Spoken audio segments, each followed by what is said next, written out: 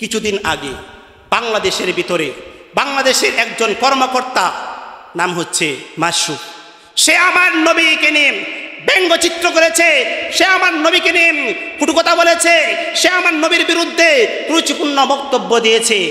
আমরা স্পষ্ট ভাষায় সরকারকে, সরকারের কর্মকর্তাদেরকে বলে দিতে চাই, আপনি ওই এসপিকে অতি তাড়াতাড়ি আপনি সরকারি চাকরি থেকে বরখাস্ত করুন, পাশাপাশি আপনি তাকে এই বাংলার জমিনে দৃষ্টান্তমূলক শাস্তি দিন, যাতে করে বাংলার সমস্ত মানুষগণ দেখতে পারে যারাই নবীর বিরুদ্ধে কথা বলবে, যারাই নবীর বিরুদ্ধে গুস্তাখি করবে তার শাস্তি কেমন হয়, যাতে সমস্ত মানুষ দেখতে পারে। আপনি সেই শাস্তির ব্যবস্থা করুন।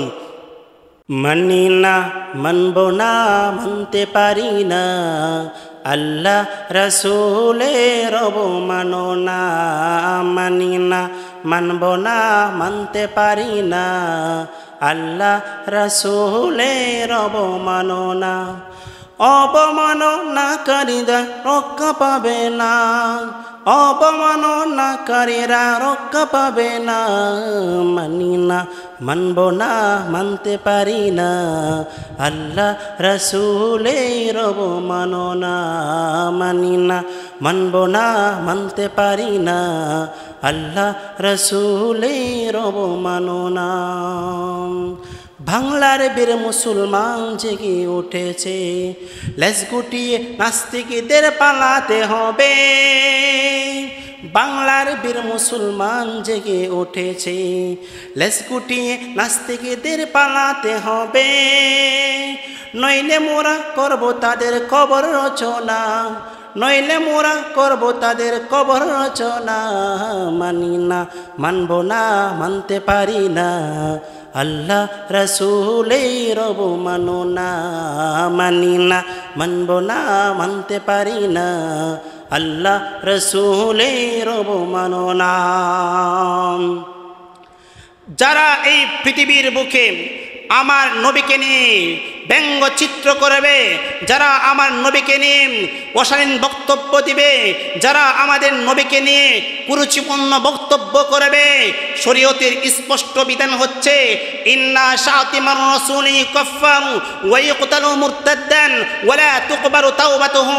যেই ব্যক্তি শাতিমে রাসূল, যেই ব্যক্তি আল্লাহর রাসূলকে অপমান করে, যেই ব্যক্তি নবীর বিরুদ্ধে গুস্তাখি করবে, সেই ব্যাপারে তার ব্যাপারে হুকুম হচ্ছে সে কাফের, সে মুরতাদ, তোমরা তার গর্দানকে উড়িয়ে ফেলো। কথা বলেন ঠিক কিনা? এমনকি ওই ব্যক্তির তাওবা কবুল হবে না। তাই নবীজি সাল্লাল্লাহু আলাইহি ওয়াসাল্লাম বলেছেন, মান সাব্বা নাবিয়ান ফাকতুলু।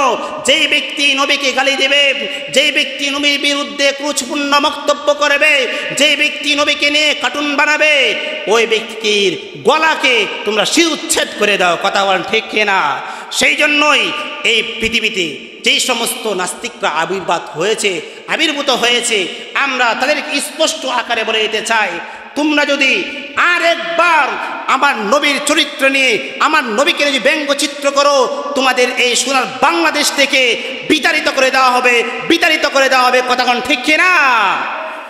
সম্মানিত হাজিরিন, আমরা আমাদের নবীকে নিজের জানের চাইতেও ভালোবাসি, আমরা আমাদের নবীকে নিজের পিতামাতার চাইতেও ভালোবাসি, আমরা আমাদের নবীকে স্ত্রীর চাইতেও ভালোবাসি, আমরা আমাদের নবীকে নিজের সন্তানদের চাইতেও ভালোবাসি, আমরা আমাদের নবীকে সমস্ত মানুষের চাইতেও ভালোবাসি। কথাগণ ঠিক কিনা?